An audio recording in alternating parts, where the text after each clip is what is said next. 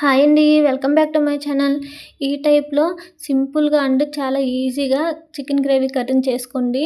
దోసల్లోకి గానీ, ఇడ్లీల్లోకి, పూరి వేటిల్లోకైనా చాలా బావుంటుంది. అండ్ చేసుకోవడం కూడా చాలా ఈజీ అనమాట. ఫస్ట్ అయితే ఒక హాఫ్ కేజీ వరకు చికెన్‌ని తీసుకొని బాగా నీట్‌గా వాష్ చేసేసుకోవాలి. వాష్ చేసుకొని ఇందులో హాఫ్ టేబుల్ స్పూన్ వరకు పసుపు, ఒక టేబుల్ స్పూన్ వరకు సాల్ట్ వేసుకొని, వాటర్ ఒక హాఫ్ గ్లాస్ వరకు తీసుకోవాలి. హాఫ్ గ్లాస్ వేసుకొని బాయిల్ చేసుకోవాలి.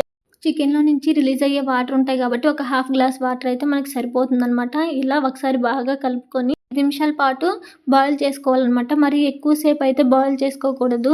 ఎక్కువసేపు బాయిల్ చేస్తే ఏంటంటే బాగా మెత్తగా ముక్క అనేది ఉడికిపోవడం వల్ల మనం కర్రీలో వేసినప్పుడు కూడా కొంచెం ఉడుకుతుంది కాబట్టి మెత్తగా పీసులు పీసులుగా అయిపోతుంది. సో ఒక 5 మినిట్స్ బాయిల్ చేసుకుంటే ఇలా సరిపోతుందనమాట. ఇంకా తర్వాత ఒక ప్యాన్ అయితే పెట్టుకొని ఈ ప్యాన్ హీట్ అయిన తర్వాత ఇందులో కొంచెం ఆయిల్ వేయాలి. ఆయిల్ వేసి అది కూడా హీట్ అయిన తర్వాత ఇందులో 2 మీడియం సైజ్ ఎర్రగడ్డలు, అలాగే ఒక 2 పచ్చిమిర్చి, కొంచెం కరివేపాకు కూడా వేసుకొని దీన్నైతే ఫ్రై చేసుకోవాలనమాట. ఇందులోనే మనము అల్లం వెల్లుల్లి పేస్ట్ కూడా వేసుకోవాలి. ఒక టేబుల్ స్పూన్ వరకు ఇంకా అల్లం వెల్లుల్లి పేస్ట్ కూడా వేసుకున్న తర్వాత అల్లం వెల్లుల్లి పేస్ట్ పచ్చివాసన పోయేంత వరకు బాగా ఫ్రై చేసుకోవాలి. అల్లం వెల్లుల్లి పేస్ట్ పచ్చివాసన పోయి అలాగే ఈ ఎర్రగడ్డలు అనేవి కూడా కలర్ చేంజ్ అయ్యి మనకి బాగా ఫ్రై అయ్యేంత వరకు బాగా ఫ్రై చేసుకోవాలన్నమాట. ఇదిగోండి ఇలా బాగా ఫ్రై అయిపోయి కలర్ అనేది చేంజ్ అయిపోయిన తర్వాత ఇందులో మీడియం సైజు 2 టమాటాలు కూడా కట్ చేసుకొని వేసుకోవాలన్నమాట.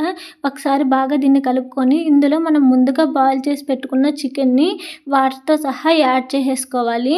మరి ఎక్కువసేపు అయితే బాయిల్ చేయకూడదనమాట. ఇందులోనే ఒక టేబుల్ స్పూన్ వరకు కారము, అలాగే ఒక టేబుల్ స్పూన్ ధనియాల పొడి, ఒక టేబుల్ స్పూన్ గరం మసాలా కూడా వేసుకొని కలుపుకోవాలి. మనకి స్పైసెస్ ఇంకా ఎక్కువ కావాలి అనుకుంటే ఇంకొక స్పూన్ వరకు మనము కారం కూడా యాడ్ చేసుకోవచ్చు. స్పైసెస్ తక్కువ తినేవాళ్ళు ఇంత మాత్రం వేసుకుంటే సరిపోతుందనమాట.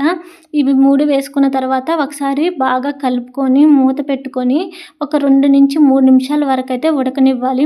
ముక్కకి మసాలాలన్నీ బాగా పట్టేంత వరకు ఉడకనిచ్చుకొని ఒకసారి తీసి కలుపుకొని మనకి గ్రేవీ కావాలి కాబట్టి గ్రేవీ కోసము ఇందులో ఒక గ్లాస్ వరకు వాటర్ని అయితే యాడ్ చేసుకోవాలన్నమాట.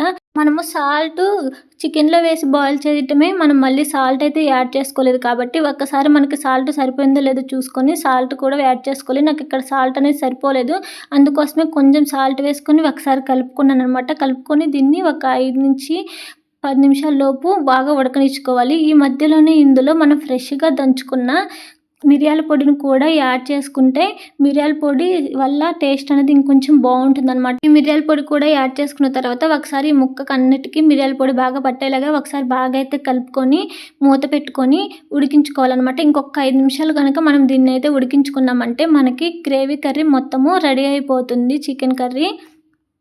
ఇంకా ఇదిగోండి మూత అయితే పెట్టేసుకోవాలి. ఇప్పుడు మూత పెట్టుకొని అయితే ఉడికించుకుందాము. ఇది మనకి కర్రీ కూడా ఉడికిపోయిందనమాట. ఇందులో కొత్తిమీర ఇష్టపడేటోళ్ళు కొత్తిమీర అలాగే కొంచెం కరివేపాకు కూడా వేసుకొని ఒకసారి కలిపేసుకుంటే మన చికెన్ గ్రేవీ కర్రీ అయితే రెడీ అయిపోతుంది. నాకు కొత్తిమీర అంటే పెద్దగా ఇష్టం ఉండదు, అందుకే నేను కరివేపాకు ఒక్కటే అయితే యాడ్ చేసుకుంటున్నాను. ఇష్టం ఉన్న వాళ్ళైతే యాడ్ చేసుకోవచ్చు. అంతే ఈ వీడియో. Bye bye.